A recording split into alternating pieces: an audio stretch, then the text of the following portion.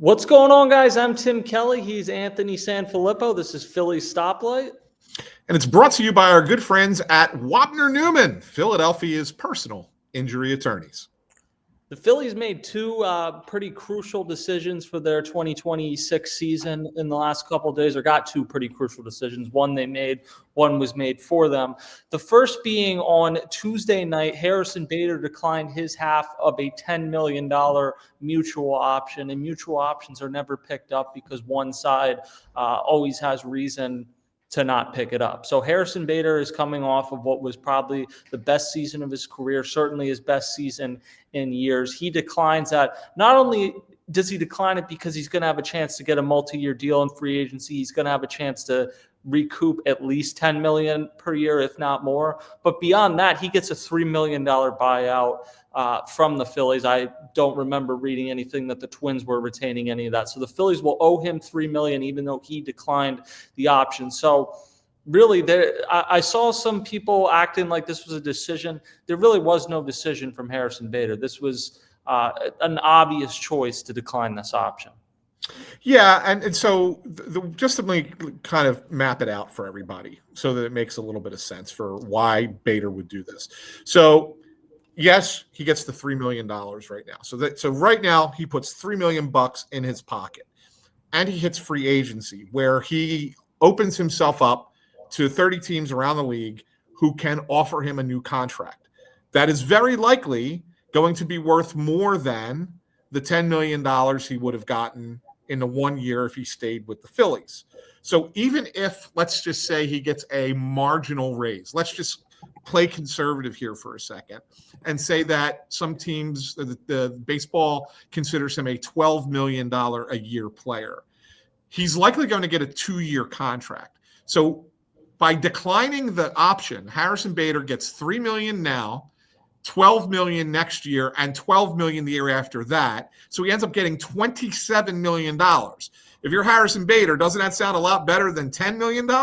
Of course it does. It's nearly 3 times the money. So that's why it always makes sense for the player, especially if they had a good year, to opt out and not agree to their end of the mutual option. Whereas for a team, if a player has a bad year, then they look at it and say, well, we're better off just paying a lower amount of money than to make this guy come back next year at $10 million.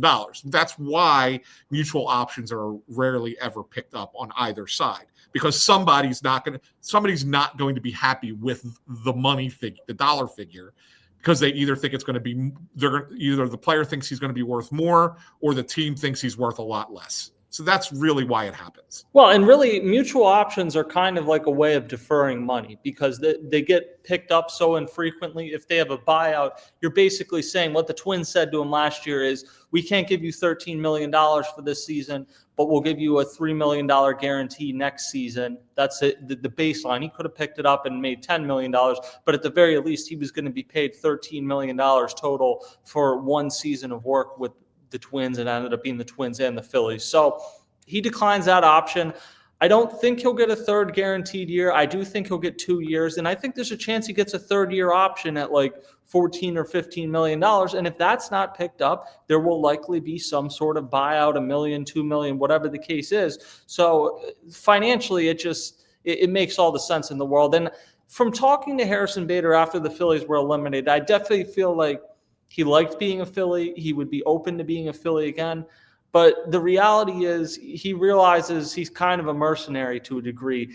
He spent the first 6 seasons of his 5.5 seasons of his career with the Cardinals. Since then, starting in 2022, in 22, he split the season with the Cardinals and the Yankees. 23, he split it with the Yankees and the Reds. Quite frankly, I don't even remember him playing for the Reds. He played 14 games.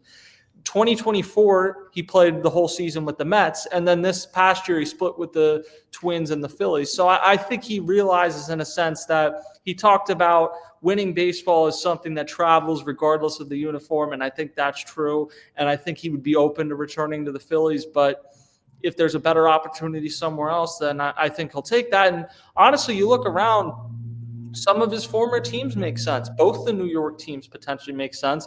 The Mets, I know he didn't play great there his first time around, but he would be an upgrade for them in center field. The Yankees have both Trent Grisham and Cody Bellinger heading to free agency, so they make sense. Texas makes sense.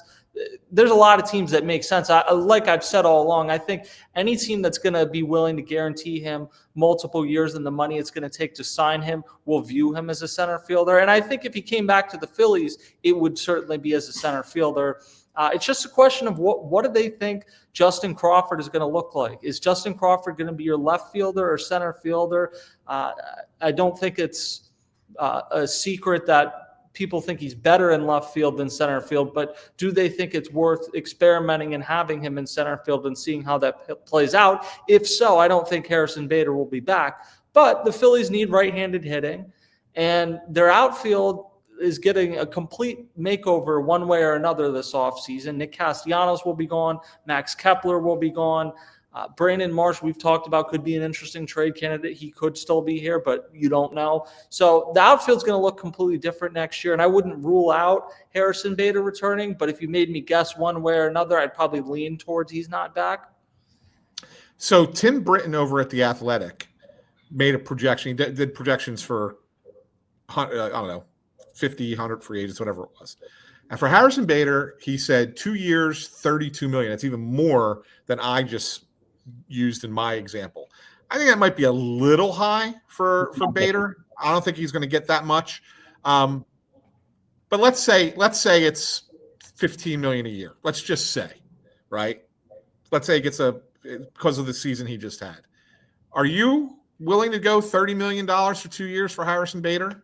No, but I don't think anyone's going to be. I mean, I get the feeling that people had at the end of the season with Harrison Bader, and he had an incredible season. But then you take a step back. This is a guy a year ago that had a 657 OPS for the Mets, and he made some offensive adjustments and was much better for it. He's always been an excellent defender, but he is 31. So there's like, I view him more as like a 12 or $13 million player. I think that's a lot more along the lines of what it's going to be.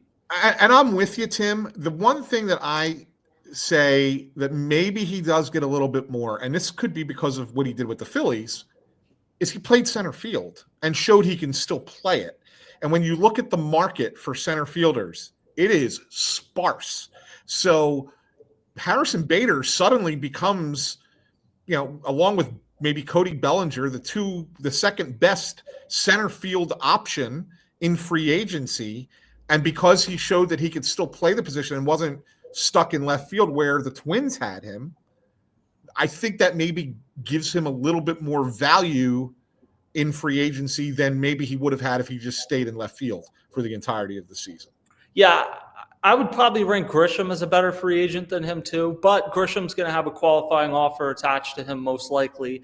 And he's another guy that's year to year offensively. And actually, he's traditionally been a good defender, questionable offense. This year, he had a great year, hit 34 home runs, and then struggled defensively. So, but he's 28 and Harrison Bader's 31. So I get what you're saying, though. There's so few. There's the superstar center fielders, and there's not much of a middle class in center field, and that may allow Harrison Bader to get more. I do think there's a price there, though. If you're talking about $15 million a season, then you tip your cap and say it was a great pickup during the season, and he provided an edge on top of the production. I think he brought like a real spark to the Phillies that they needed.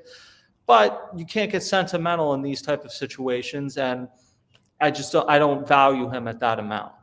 Nor do I. And I would say the same thing. Like if his agent came back to me and I'm Dave Dombrowski and the agent said, "Hey, such and such a team has offered, 2 years, $30 million," I'd say, "Thanks.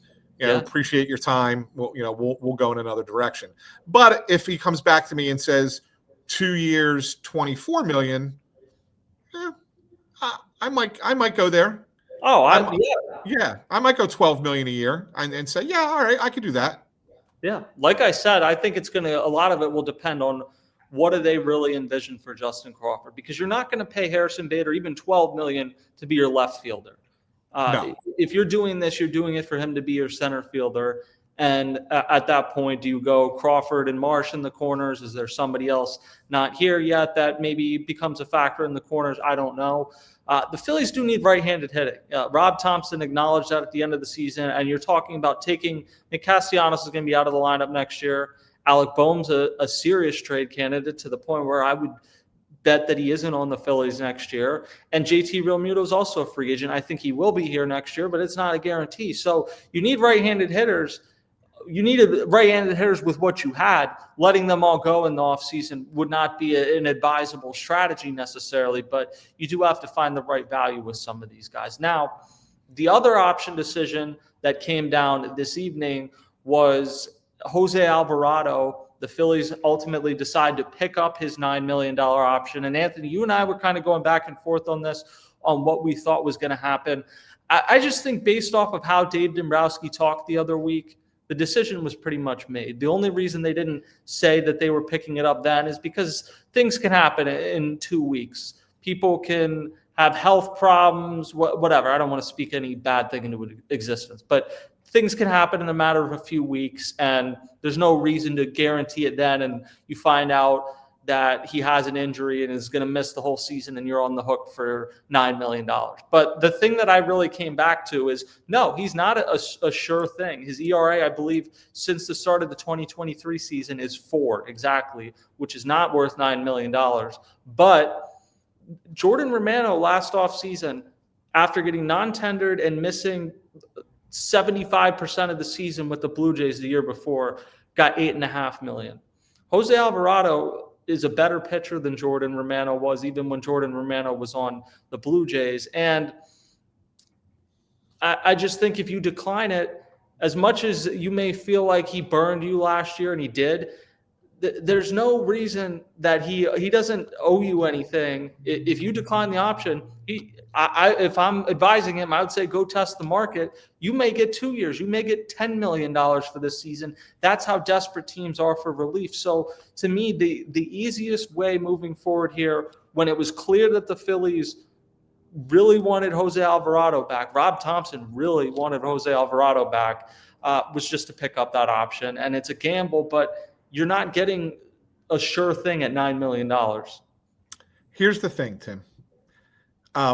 What's the one thing everyone is looking for in a bullpen these days? Velocity. Do you know which left-handed pitcher had the highest velocity out of a bullpen in Major League Baseball in 2025?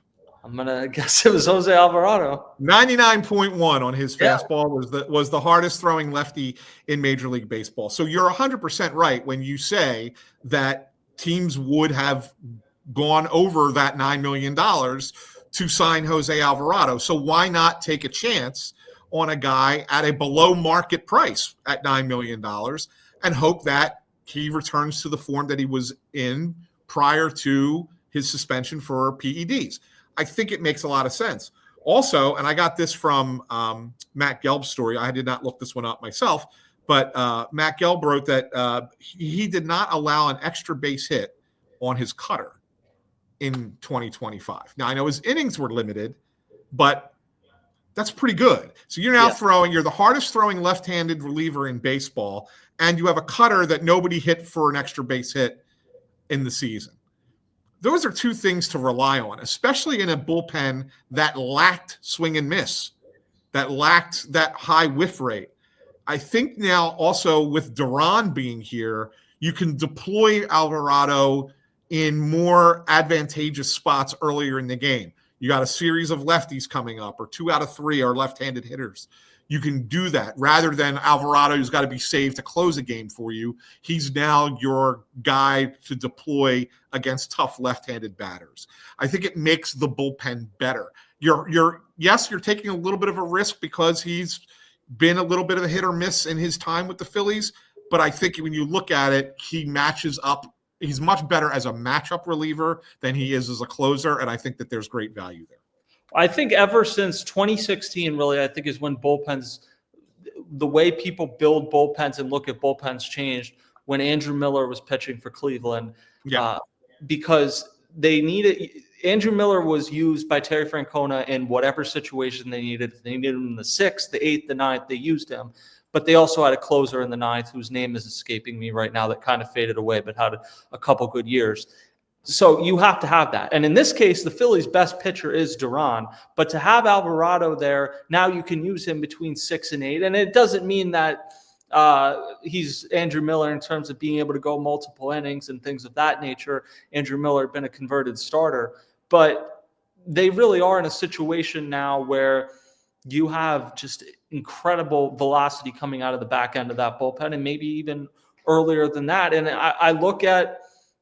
I think this is a case where you say the best case scenario is just too good to pass up. This may crash and burn. Alvarado, like, it is entirely possible he breaks down. He's bigger physically. He puts a lot of stress on his body throwing. Like, it's not a guarantee. Relievers have short shelf lives, but the chance to have him setting up for Duran, I just think was too good for the Phillies to pass up. Yeah, I believe that closer for Cleveland was Cody Allen. Cody Allen, yes. Is that correct? Right? Am Yeah. I right about that? I think that's my point. You have to have Cody Allen had like a 40-save season at some point in there, I believe. Yeah. So, no, you're right. But here's something I wanted to ask you, Tim, about this Alvarado picking up his option with the Phillies making a lot of changes. Do you think it's possible, because of their lack of velocity in the bullpen, that they look to trade Matt Strahm?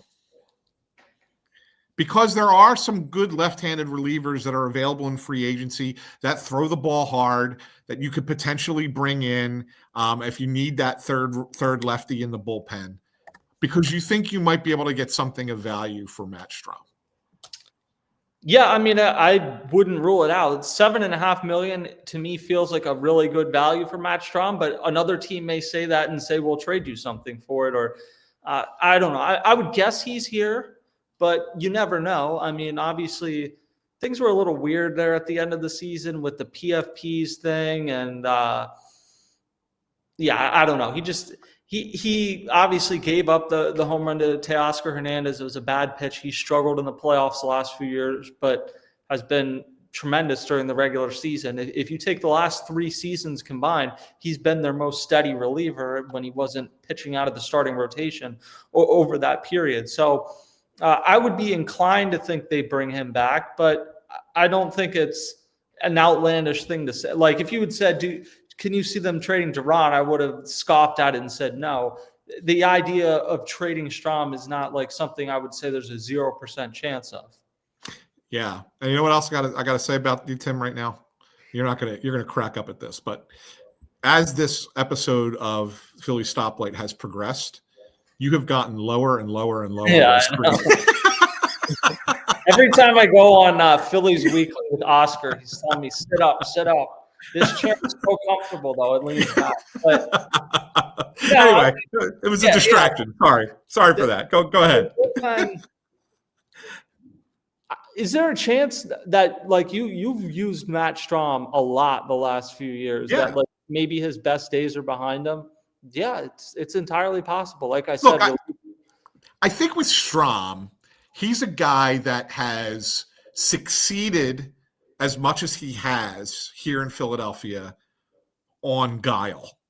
And what I mean by that is that he wins with deception, he wins with smarts, but he's not blowing anybody away. It's not like he's sitting there throwing 98, 99. He's throwing 92, 93, and he's fooling hitters.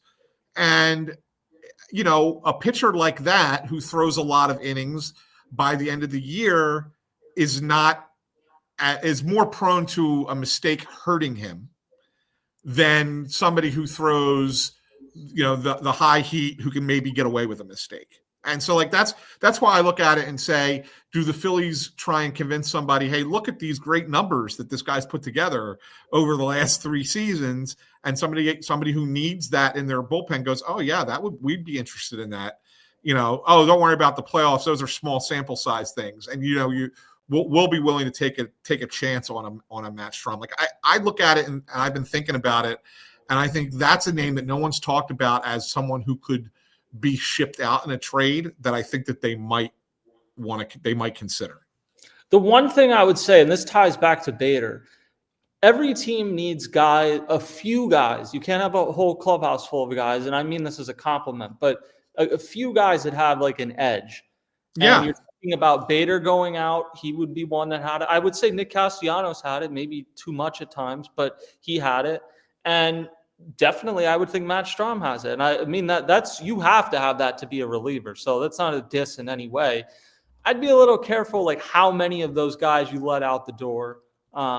So that's something to consider. Obviously, you can bring in other guys that kind of fit that mindset. Like I would say a free agent everyone talks about, Alex Bregman, would be an example of someone that has that you could bring in. So there's different ways to do it, but just a consideration there. But the Phillies ultimately, Harrison Bader will become a free agent. José Alvarado will be back. And now it really feels like we can get to work kind of planning or talking about what we think the Phillies are going to do this offseason, because there's a lot of different paths they can take. And earlier today, I was writing up a story about the spring training schedule coming out. And I remember certainly 2 years ago, but definitely this year, kind of being at spring training and like, there's nothing to talk about. Nobody's new. It's not going to be like that this year. Like, no, this year's spring training is going to be, it's going to be a lot. There's going to be a lot to write about this year's spring training. So, I mean, that's something to look forward to. Certainly, it's good to have